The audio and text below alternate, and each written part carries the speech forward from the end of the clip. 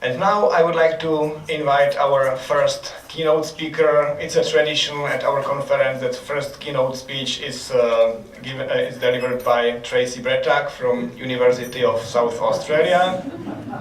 And today it will be about evidence-based responses to contract cheating. So Tracey, the floor is yours.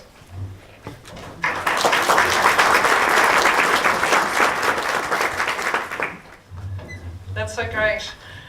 The fact that there is a tradition where I get to open the conference. I think that just happens because I tell Tomasz and the organisers, get me done quickly so that I can relax and enjoy the conference. It is so amazing to be here, and I just have to thank the organisers of the conference for doing this one more time. It is extraordinary. This is the third time I've attended. And each time we have more and more people, we have more and more interesting papers. I think you'll all agree that the conference organisers have done a great job, yes?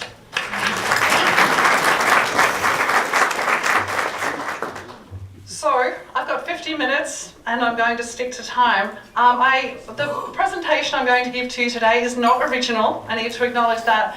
It actually has been put together and presented at the University of South Australia about a month ago with my colleagues, two of whom are here. I'm looking in the room, Kath Ellis at the back and Phil Newton also at the back. They're such bad students. Why aren't you at the front? We've heard it before. Yeah, they've heard it before. They're like, yeah, I wrote it. So Kath and Phil and our other colleagues, my co-project leader, Rowena Harper at UniSA, also Pearl Rosenberg and Karen Van Haringen in Australia, part of this project, and I'm going to share with you today not all of the data because two things, too much data to share with you in 50 minutes, but also we're really only at the preliminary stage of analysing our data. So I'm going to share with you some early things.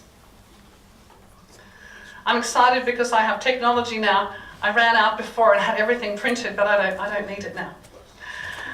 So just to tell you what I'm going to speak about for the next 50 or so minutes, I'm going to talk about the context over the last couple of years, how that's been changing. I'll define contract cheating, not because it's a definitive definition, it's how we've defined it in our own project, just so we're all on the same page. I'll talk about the assessment design myth, or myths, and we think we've debunked those myths. I'll share with you the research questions and design of what we've been doing, and then I'll give you some preliminary findings from our staff and student survey. And hopefully at the end I'll have enough time to share with you just some preliminary ideas for what we can do to address the issue of contract cheating. And of course you will see that many people are speaking about contract cheating at this conference, which is great. So hopefully at the end of 3 days we'll know a lot more. So in Australia, at least, the last couple of years it feels like we have been plagued by scandals. Absolutely plagued. And I've given you some examples of them here. So starting with the My Master scandal in late 2015, actually early 2015, this was a scandal where it wasn't a scandal for anybody working in higher education. We knew this was happening, but it made it to the media. The Fairfax media in Australia highlighted the fact that hundreds of students had been using an online cheat site called My Master. And this was a shock to the sector that students were outsourcing their work to a commercial cheat site. At around the same time, we had a scandal around fake diploma mills, which we heard before. Fake diploma mills are something that's also been happening across Europe. So the idea that you can go and buy a piece of paper, a parchment, which looks just like your own university's parchment. As a result of some of those scandals, we then had the Independent Commission Against Corruption, investigation of corruption in higher education, and that highlighted a lot of other issues, particularly around fraudulent recruitment practices and low academic standards in many universities in Australia. As a result, TEXA, which is our national regulator, like the QAA in the UK, requested that all higher education providers give an assurance of academic integrity. And I was privy to looking at those assurances of academic integrity, and many universities spent a lot of time showing how they do try to address this issue. But there have been more scandals and more scandals and more scandals, particularly in our vocational education sector. There have been scandals around ghost students, students who enroll in programs but never actually complete anything, pay their fees. There's been fraudulent recruitment practices with people going out into poor communities and offering things like marijuana, alcohol, iPads, laptops to enroll in programs that the students will never actually study in. It's quite shocking.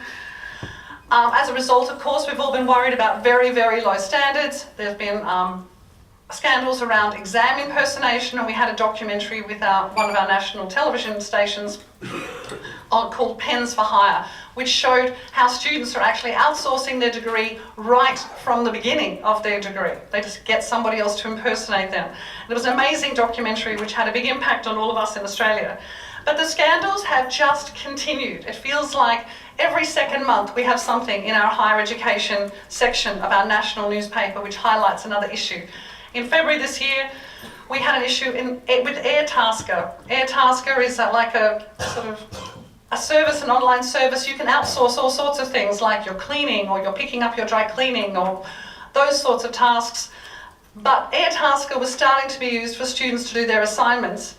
And funnily enough, one of the writers for Airtasker blew the whistle to Texas and said, hey, I don't feel comfortable doing that. And so that made the media just in February this year. And I don't know if you can see this point down the bottom. These Australian scandals are not alone. They are representative of scandals that are happening all around the world. And as I say, particularly the last 2 years, we feel we've been plagued with them. So I just wanted to define contract cheating so you know what we've been talking about in our own research. I know some people talk about contract cheating as only when you pay someone. We have a slightly broader definition. We say that contract cheating is where a student gets someone, a third party, to complete an assignment or an exam for them. This third party might be a friend, a family member, fellow student or staff member who does this work for the student even as a favour. It might be a pre-written assignment which has been obtained from an assignment mill, a file sharing site.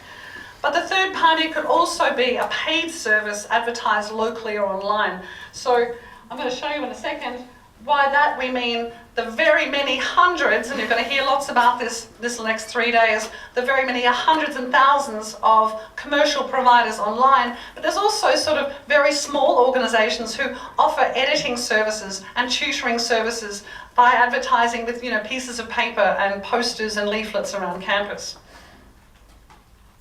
such as these. So this is just a very small sample of both ones we've seen on campus. This one was a classic to me.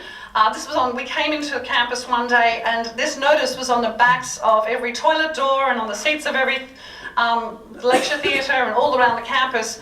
Do we have any Chinese speakers in the room? That's lucky because I'm going to pretend I know what it says. My colleague assures me what was concerning about this, if you have a look at these letters here, in Australia, D is distinction and HD is high distinction, so A and A plus. So this group was not only advertising, particularly targeting our vulnerable Chinese students who struggle with language, and I'm going to talk about that today. They weren't just targeting Chinese students, they were targeting Chinese students who are high achievers so that they could recruit them to be writers for them as well. So they're both recruiting students to cheat and they're recruiting students to help those students cheat. This is another service here which was on our campus, and it was an ex-student who thought they were just doing a little editing service, but I don't know, you probably can't read it here, but it talks about content editing and rewriting material for people. And I had to ring this person and say, that's actually cheating. You can't rewrite people's work for them. And they really themselves didn't realise they'd crossed the line. And so you have those sorts of services, but then you have very slick commercial organisations online which are offering their services. Course Hero is used a lot in Australia. This one here is particularly a problem for us because they're using our own logo. And other ones like ThinkSwap, also it's a file sharing site, they actually use my university's logo to promote their services.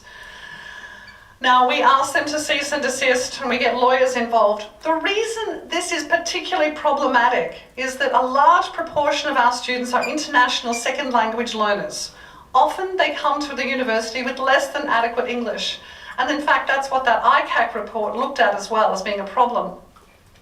But what I have seen, because my work is in academic integrity, I am the director of the Office for Academic Integrity at UniSA, I see a lot of Chinese students, some of whom are cheating, absolutely, but some of whom are also genuinely confused. They see the logo, the UniSA logo, it keeps popping up into their Facebook feed and everywhere else. It even comes into the university's official Facebook feed. And more than that, these commercial organisations infiltrate our email systems. So our students get this sort of information. It looks like UniSA, legitimate service. We might have a student with less than adequate English. They've just arrived from China. They've never done an assignment in English before. They're stressed to the max. They're alone, they're isolated. And it's like there's a gift from heaven. Suddenly in their inbox from UniSA says, we'll help you write that essay, right? And you can see how you can go down this path of ending up cheating without actually starting to mean to. Now, I'm not saying all students are naive or vulnerable, but many are. And so we have a range of different commercial providers and small local providers targeting our students all the time. And one of the things I say at my own university is we need to provide a counter message. I want to be able to put posters up behind every toilet door and on every lecture seat as well, right? We're not allowed to do that because that would be bad for facilities, but the commercial providers and the cheat sites, they don't mind doing that. So that's what we're dealing with, certainly in the Australian context. When I speak to my colleagues in other countries, it sounds very similar. I mentioned the assessment design myth. Now, I just want to be very clear when I'm talking about debunking these myths, I'm not in any way suggesting that assignment design is not critical. And don't throw that baby out with the bathwater. I'll share with you throughout the presentation some assessment design which is less likely to be outsourced. But I think there has been a myth until recently that you could fix it, that you could design out cheating in your assessment. And our research has shown that's just not the case. Assessment design alone will not fix this problem. It's an important piece of the puzzle, but it will not fix the problem. So often you'll hear people say, well, let's just go back to invigilated, that's the word we use in Australia, supervised exams, externally supervised exams. But we know, and we know from our own data, that that's where most of the cheating occurs, actually in exams, more than anywhere else. We know from those Pens for Hire documentary and other research that students pay impersonators or work for others.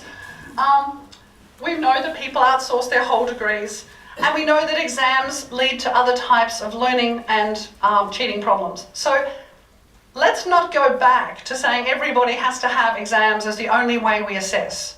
I'm not saying exams don't have a place, but let's not just go back there.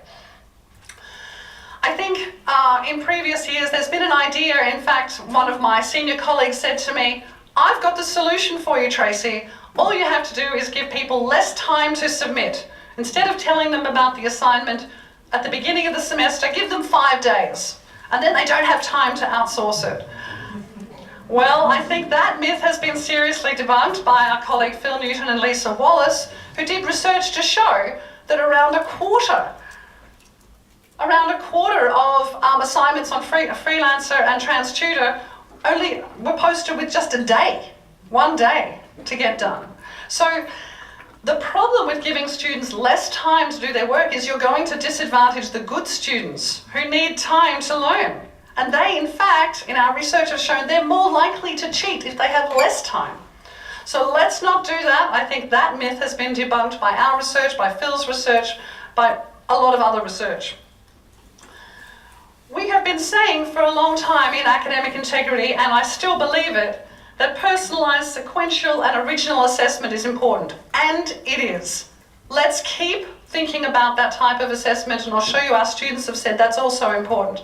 But we also know, because we have data, and Kath particularly has data, and so does Phil, that any assessment can be outsourced for a price. Anything from reflective journals, employment portfolios, reflections on practicums, right through to complete dissertations.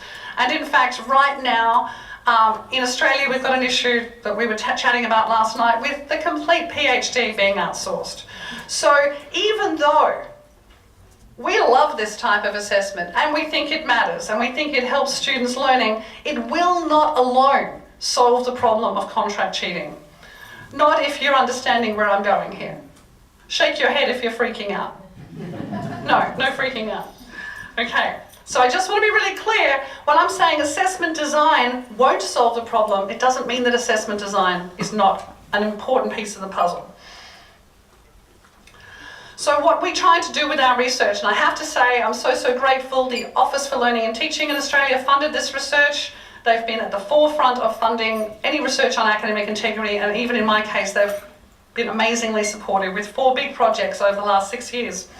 So our research, we said this is what we were going to do. We were going to find out how prevalent contract cheating is in Australian higher education. We had no firm data. We had all these posters all around. We had this sense of issues that were arising. We had scandals in the media, but we had no evidence base. So we wanted to find out about that. We wanted to find out what students and staff had in terms of experience with contract cheating and also their attitudes. We wanted to find out about the contextual situation, about the individual, about what happens in the teaching and learning environment and how that may impact on students' decisions to outsource their work. And of course, we wanted to look at what types of assessments are associated with contract cheating. So we've gathered a lot of data. I can say that I believe we have more data on this than anyone else in the world. So it's very exciting, and as I say, it's preliminary times because it's going to take a long time to wade through it. But just what I'm going to share with you today, you can see here, we did parallel staff and student surveys at 8 universities and 4 non-university pathway colleges. So we have, colleges that can lead into university. Now today, I'm only going to share this with you, just the preliminary data from the staff and students at the 8 universities. We also have a large data set of procurement requests posted to many cheat sites, which show the types of assessments that are commonly contracted out to third parties. I won't be reporting on that today. That's Kat's data set, and if you have a chance to talk to her, I don't think she's presenting here, but, fountain of information, grab her at coffee. She'll chat to you and tell you some hair-raising stories about her research. We have data from 2 universities' longitudinal academic integrity databases. So 2 universities have offered us their information about their breach reports so that we can try to match which types of assessments were more likely to be outsourced. We won't be reporting on that today either. There's a lot to say about that as well. So just today, focusing on universities, staff and students. So we looked at 7 outsourcing behaviors, and as you can see here, these 2 types of behaviors we called sharing behaviors, and these 5 behaviors we said were cheating behaviors. Now, you might look at this and say, if somebody provides an assignment to someone else, hey, isn't that cheating? It might be. It might be. What we also know though is often students share assignments with each other because they don't know what to do, they don't understand the assignment, they're like, can I see what you did? I want to see the structure of your assignment, yeah? And that can be a legitimate thing to do. In fact, in Australia, we often share model assignments with students so they can see what they should do. So sometimes it's cheating, if they're giving it to someone knowing they're going to submit it as their own, and sometimes it's sharing. We couldn't differentiate in our research, so we just gave students the benefit of the doubt, but I'm going to share with you our results on this in a second. So 7 behaviors, starting from buying, selling and trading notes. We have this idea, we're calling it the slippery slope hypothesis, which is that if you tend to buy, sell and trade notes, you might be more inclined to be sharing assignments with others, to perhaps be obtaining assignments so you can submit it as your own and so on, all the way through to different types of exam breaches. We didn't have evidence to support that, that was just our hypothesis. But again, to be clear, we've called these sharing behaviors for now in our research. So very quickly, and I'm really watching the time, well, I'm going to share with you some preliminary data from the student survey. So I said we had 8 universities from 6 states, which is a fairly broad cross-section of Australia. We had over 14,000 responses, a few more female than males. Mostly people fell in this age group, 21 to 25, mostly undergraduates. mostly domestic, mostly internal, mostly English speaking. Now, you'll hear me mention this perhaps once or twice. The group of 8 are our elite universities in Australia, and the non-GO8 are everybody else. So we aspire to be like the group of 8. And just by coincidence, we had a 50-50 split. No good planning on our part, but we had a 50-50 split on group of 8 and non-group of 8. So what did we find? Well, you remember those sharing behaviours? What we found is that 27%, so around 1 in 4 students, said they share assignments with others. Again, not saying that's cheating, but that's a large number. Lots of students are sharing their work with others. And you can see the other data on the other types of cheating. Relatively small numbers, 2.2 for obtaining an assignment to submit, 3% for exam assistance, 2.4 for receiving assistance, taking an exam for someone else, only 0.5%, thank you, that's great, still a worry if you do the numbers when we have 1,000 students in a room, or taking an exam for someone else taking an exam for you rather. So you can see that the biggest behaviour that our students are engaging in are actually the sharing behaviour of providing an assignment to someone else. Overall, we developed a subset of students. We went through our data, and if a student said yes to 1 or more of the 5 cheating behaviours, we didn't include the sharing. Imagine if we did, how that number would look differently then. But just the clear cheating behaviours, we found that 6%, or 800 or so students of our group, engaged in 1 or more of those 5 cheating behaviours. And we analysed them against the non-cheating students. I'm not sure if you can read this, I'm sorry, it's a little small, so I'll go through it with you. You can see here that our cheating students are here, and this was the group where people were most engaged in providing and receiving exam assistance, which is why going to exams will not solve our problem. If you just say that, I'm going to sort this problem out by sending everyone to exams, that's actually where most of the cheating is occurring. Now, we don't know when we're talking about receiving and giving exam assistance. It could be just, I'm stuck on a multiple choice and I look like that. It could be as sort of innocent as that, or it could be where people are using earpieces and high-tech watches and having other people providing assistance from outside. So it's something we need to research further. We don't know. You know, it might be a very small amount of receiving or giving assistance, or it might be very significant. Impossible to know from our data so far. What was encouraging, if you look here, by and large, students are still receiving and obtaining assistance from people they know, from friends and family and other students. Now, why is this important? I'm not saying that commercial cheat sites are not a big issue, because they are. 10% of our students used a professional service. Interestingly, I don't know if you can see this number, 13.3% exchange money. So they're giving money to their friends, maybe, if it's not a professional service. When they're engaged in exam impersonation, they pay for it, much more, nearly 17%. Yep. So there is money being exchanged, but by and large, it's the traditional friends, former students and family. Why is this important? I think, again, this debunks the myth. Often we've been hearing people say, oh my goodness, now we can't use text matching software. That's no good for us because people are buying or obtaining bespoke essays. Yes, that's true. But if people are using other students' work or former students' work, we have found that text matching software still helps to identify that. So don't go throwing that tool out yet. Again, that tool won't solve the problem, never could, but it is one tool we can use. And I'll share some data from the staff survey about text matching software as well in a moment. So our sharing behaviours. Now, remember I said we had a slippery slope hypothesis. Slippery slope.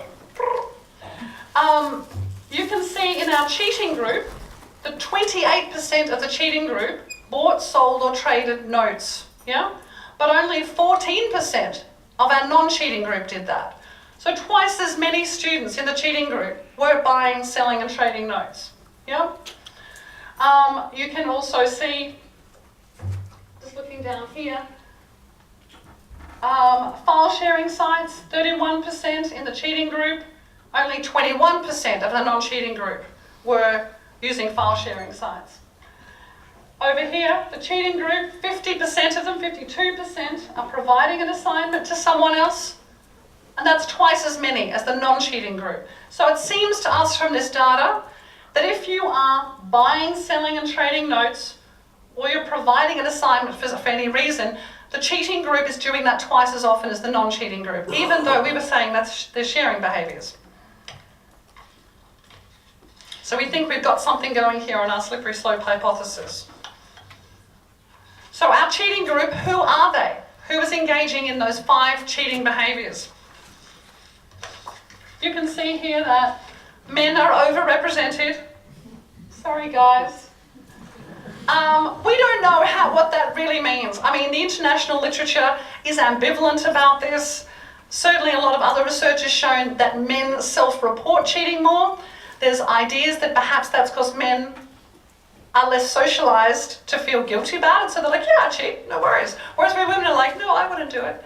So it could just be that men are being more honest in their self-reporting. We really don't know, but our data is showing, according to what the students said, more men than women cheat. You can see if you speak a language other than English in Australia, we had 21% of our sample, but they were 40% of our cheating group. So they were very much overrepresented in our cheating group. Again, the international literature for many years has told us this. We know how hard it is to study in another language. We know it. We have the research, and yet somehow we still are not able to support our second language learners adequately. When you think that 30% of Australian students are international, in the faculty where I work, 50% of our students are international, and they struggle. So it's a linguistic issue, which a lot of people have been talking about for some time.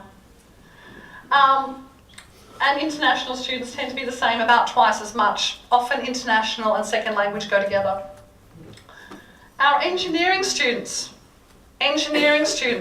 were twice as likely as well. They represented 13% of our sample, but 24%, nearly 25% of our cheating group. So we know a lot of cheating is happening in engineering. Why that's the case, we need to look further. Yes? Are men overrepresented in Australian engineering? Yes, exactly. So it could, I was about to say, it could be that we have a lot more men who are then self-reporting. It could be that we have a lot of international students in engineering as well. It seems to us, I haven't shared this today, but the sharing behaviours are much more common in engineering as well, because we know there's a lot of group work in engineering, so that line might get blurred. So we need to keep looking at that. So please take this with a pinch of salt. Preliminary findings, we're trying to now dig down deeper and say, why is that the case? Yeah, it could just be that we have a lot more international students, a lot more men in engineering. So engineers, don't be upset. It's hard, I know. Originally we had looked at Group of 8 universities as elite universities. There had been some stuff in the press saying, oh, this would never happen at an elite university. So we wanted to see if there was a difference between those two groups. Originally we thought we found a slight difference. Remember, we had 50-50 split in the sample, slightly more Group of 8 in our cheating sample, but we've had some further work done. We've got some help with our statistical analysis, and it looks like that's not significant. So we don't see at the moment any difference between those two types of universities. Still looking at it. Now, we also, because there's a myth in Australia and elsewhere, that the reason a lot of our international second language students cheat is that they have a different attitude to cheating. They say it's cultural, it's quite okay to cheat. Well, we compared the attitudes of our domestic and international respondents, including our second language learners, LOT, language other than English, and we found no significant difference in their attitude. Domestic and international students both said the behaviours were wrong in a comparable way. So it wasn't their attitude at all. There was a difference between the cheating and the non-cheating group. Well, that's hardly surprising.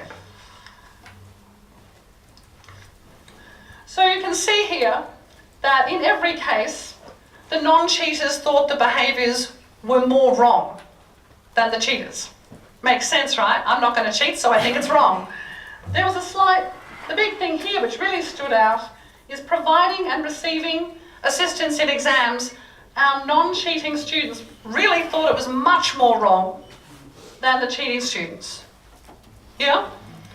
So that was the biggest difference. But it was different in every case, but especially in relation to receiving and providing assistance in exams.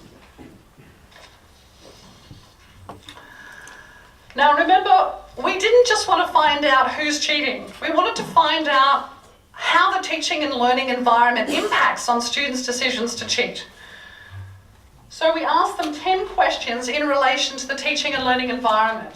Now there's a lot of questions there, but we can summarise them about whether students have opportunities to approach their teachers, whether they understand their assessment requirements, whether there are opportunities to cheat, whether they understand the academic integrity policy at their university, whether they learn about referencing, or they get taught about contract cheating, if they get taught how to engage in scholarship, if the teachers consistently monitor and penalise breaches, if there's consistency in marking, and if students receive sufficient feedback. So we ask students to demonstrate their agreement with those various statements.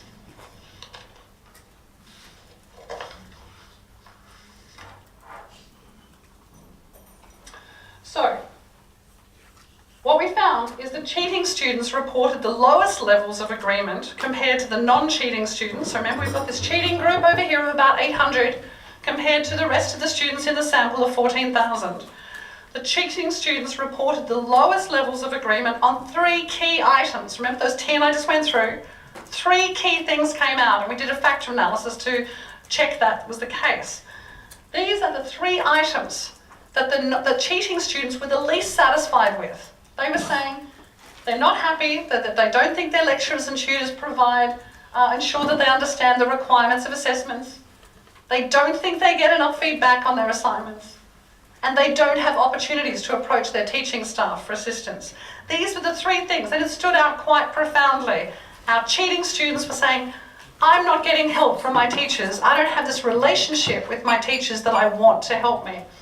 And so we've called this factor the personalised teaching and learning environment, because of it's focused on individualised support and the relationship between teachers and students.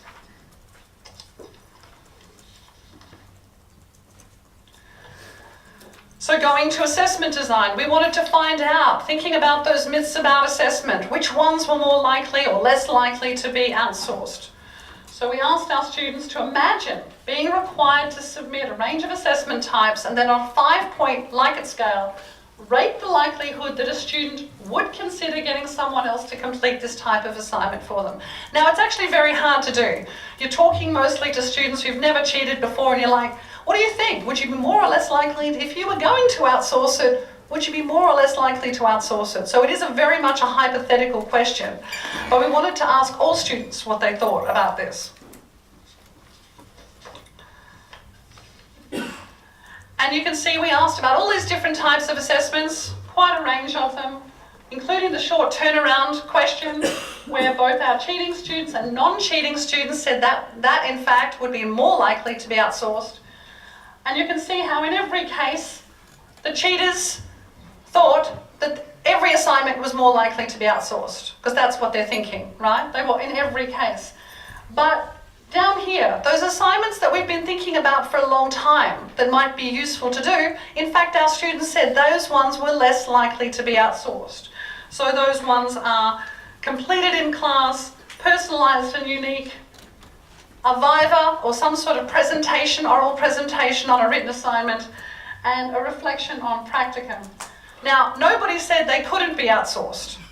Even our non-cheating students said there was a likelihood, a small one, around 10%, they could be outsourced.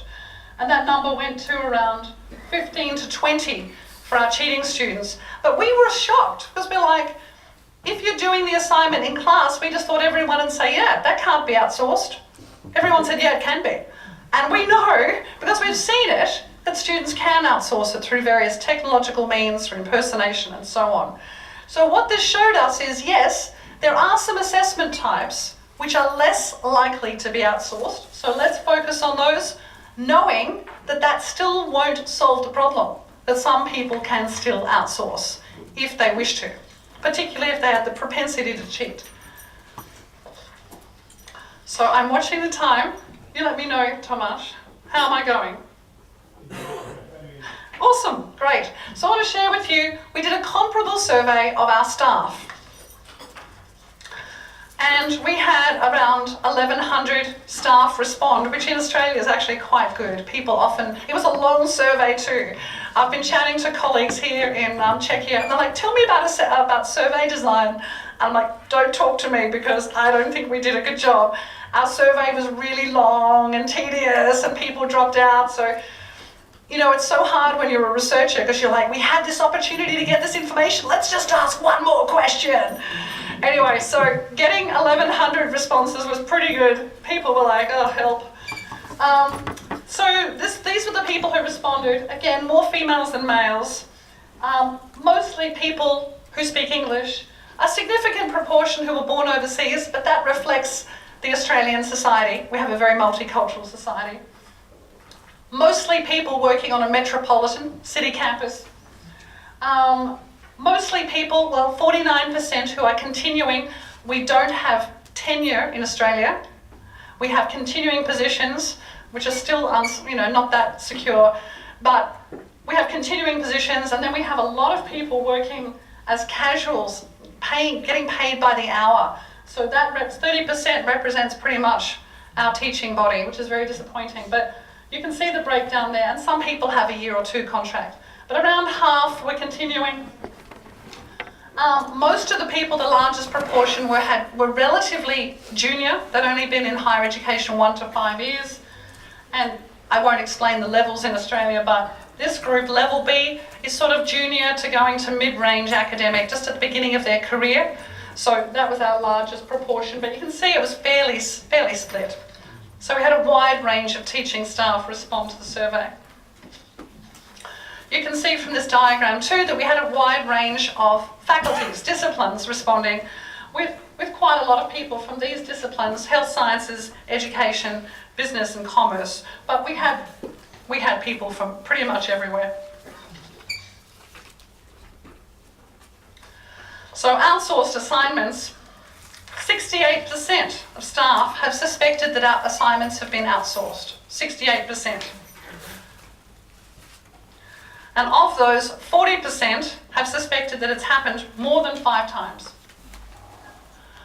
What we found interesting, in light of us identifying that personalised teaching and learning relationship that the students said was so important, staff said the same thing. It was the educator's knowledge of the student that was the most common indicator that students had outsourced their work. So if they understood the student's academic ability, if they knew their language ability. So they were the highest indicators of whether a student had outsourced. It goes back to the personalised teaching and learning relationship. It goes back to what we've been saying for a long time. We need to know our students. We need to know who's sitting in the classroom. We need to understand what they're capable of. That's our number one tool. But, as I mentioned before, that doesn't mean that text matching software is not useful, because around 50% of the staff said that also helps them identify contract cheating. So keep checking the text matching software that you use. It may indicate things like links to file sharing sites.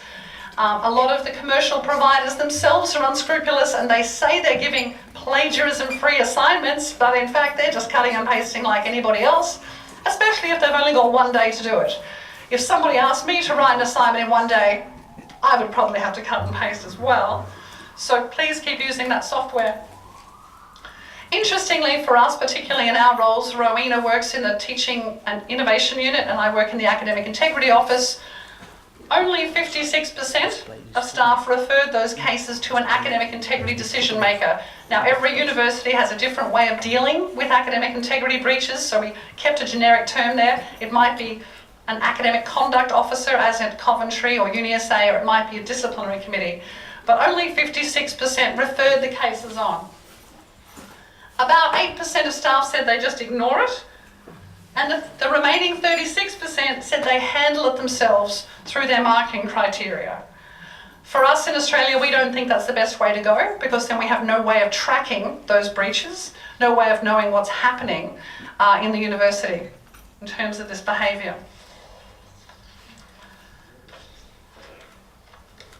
For those that didn't refer such cases, we wondered why. We asked staff why they didn't.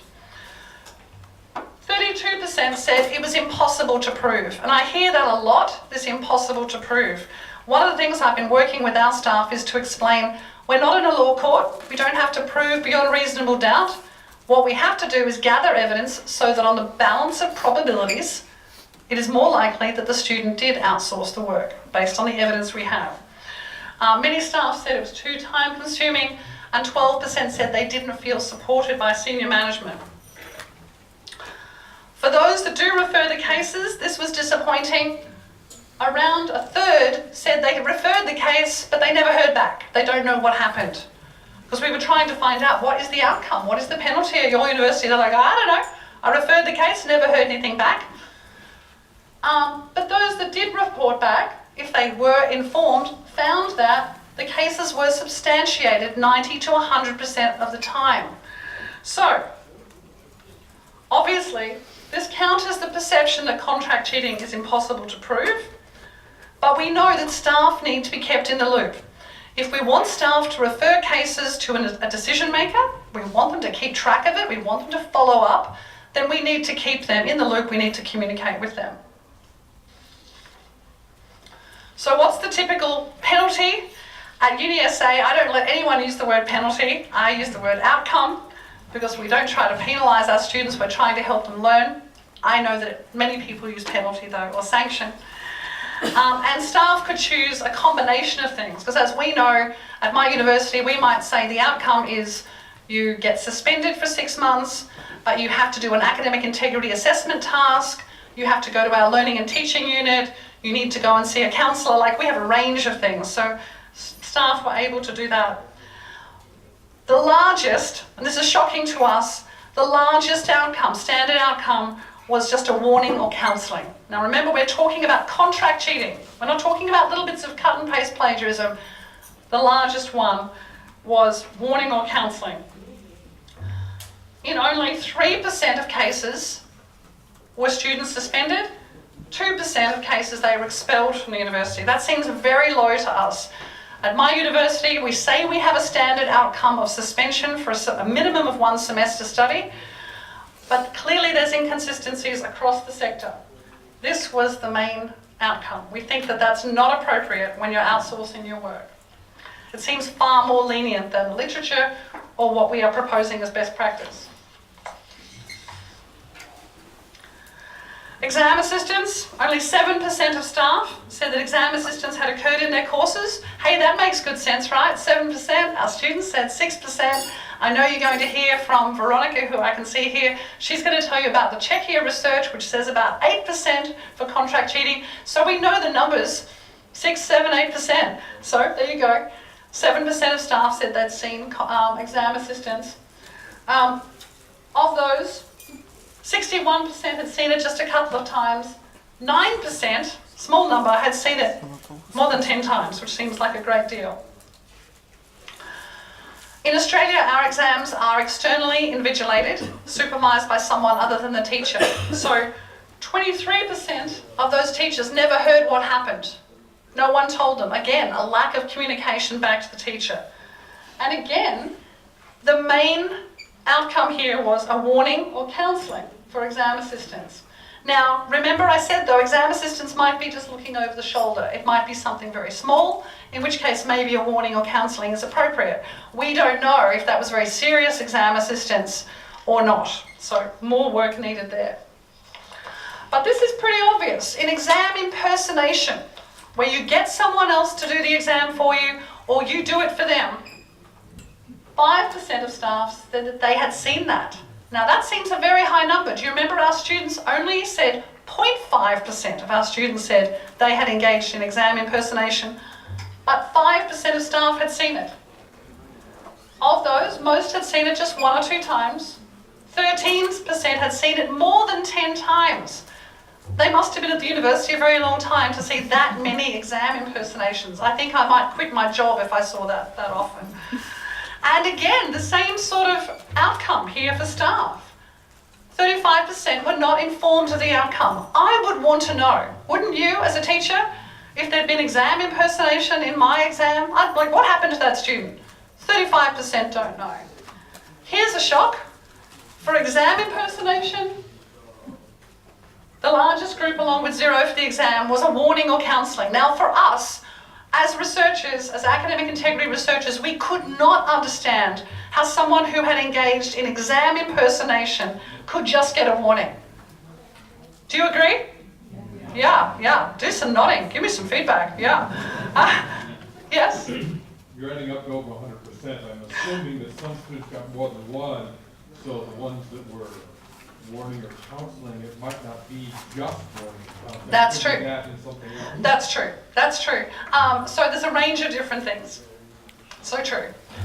So it's really hard to unpack that when people have multiple things, but our assumption was you wouldn't tick warning counselling if you're expelling someone or suspending. But yeah, it's hard to know. You're right. Yeah, but you know, not a very large number. 16% suspension, 12% expulsion. Certainly in our case, we would expel for that. Thanks, Pavel. I've got 5 minutes, so I'm going to fly through. Remember we asked students about their attitudes about the wrongness of certain behaviours. And I showed you... Uh-oh. That must be the end of the presentation.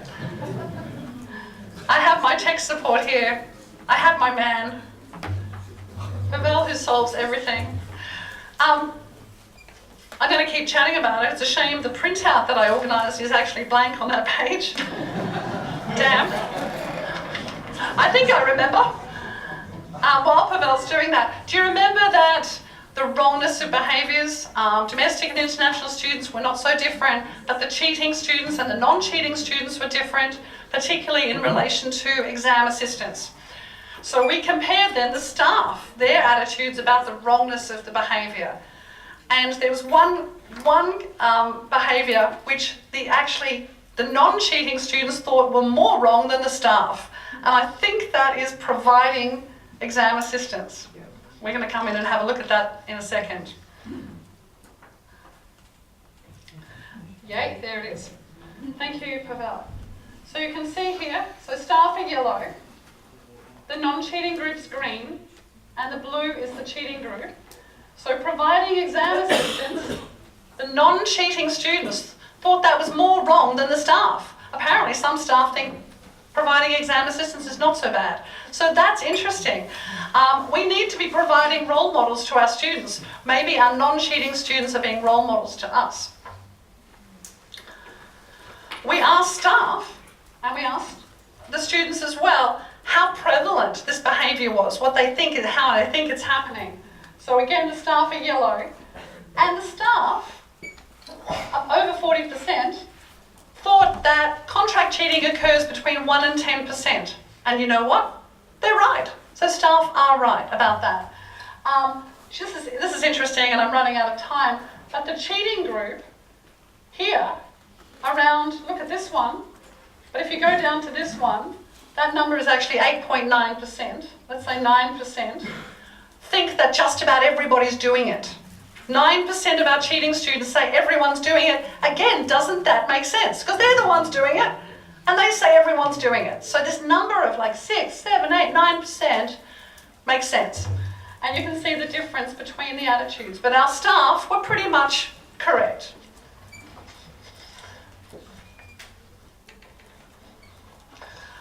I'm going to just click that on. Now, we also asked staff and students about their level of concern about contract cheating. Again, you can see yellow is staff. So here, there's how high they are. They're moderately to extremely concerned. That's staff. Can you all see that? Now look at this. The cheating and the non-cheating students had the same trajectory, which basically said they're slightly, not at all, or slightly concerned. Now for us, that's a really interesting thing. We walk around as a project team and we go, and by that we mean even our non-cheating students need to be made aware that it is a problem. And it does impact on them. It impacts on the value of their degree, on the reputation of their university. Our thinking about this is non-cheating students say, I'm not worried because those cheaters, they're just cheating themselves. I don't care. But staff are very worried about it. Now, I have 1 minute, so I'm going to flip through very quickly. Don't cut me off at one, Pavel. Save me, give me a couple. Now, do you remember that our students said that there are some assessment types that are less likely to be outsourced? They're the ones that are original, done in class, and so on. Now, our staff, they say these are mostly the types of assessments they give most of the time. Research, tasks, and standard stuff. Over here, though, they say they never or rarely ever do the types of assessments that the students said were less likely to be outsourced. So that's an interesting thing for us. We know it's not going to solve the problem, but we're not even doing it. We're not even doing it. So let's use the tools we have available to us and not pretend we're doing a great job with these other tasks. Now, this next point is important.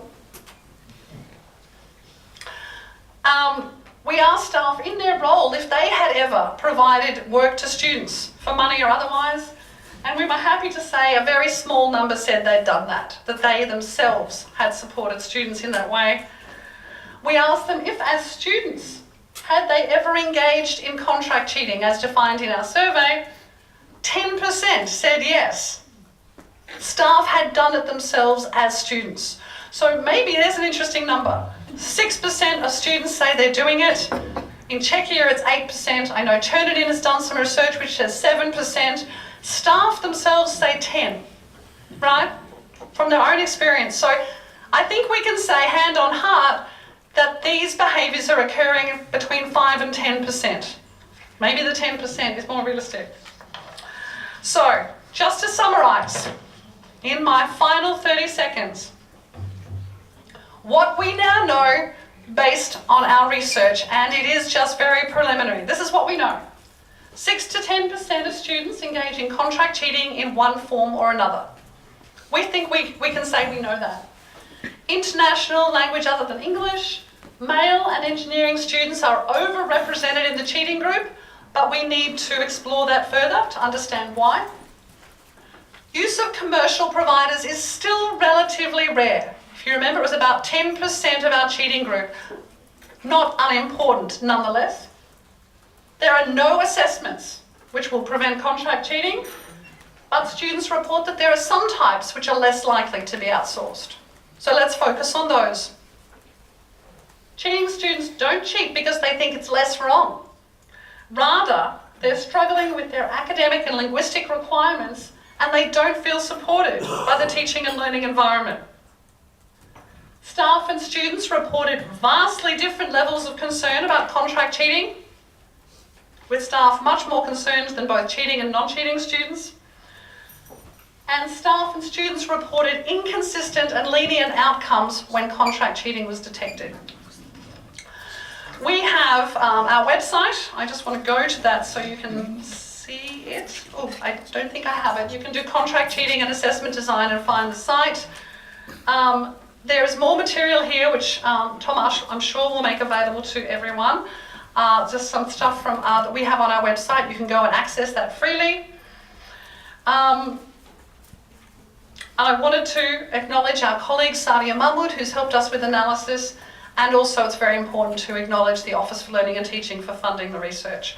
I'm going to be here the whole conference. I can't wait to hear all of the amazing research on contract cheating that you're going to be sharing. We're going to learn from each other. It's been a privilege to provide the opening keynote, and I look forward to meeting you all over the next 3 days.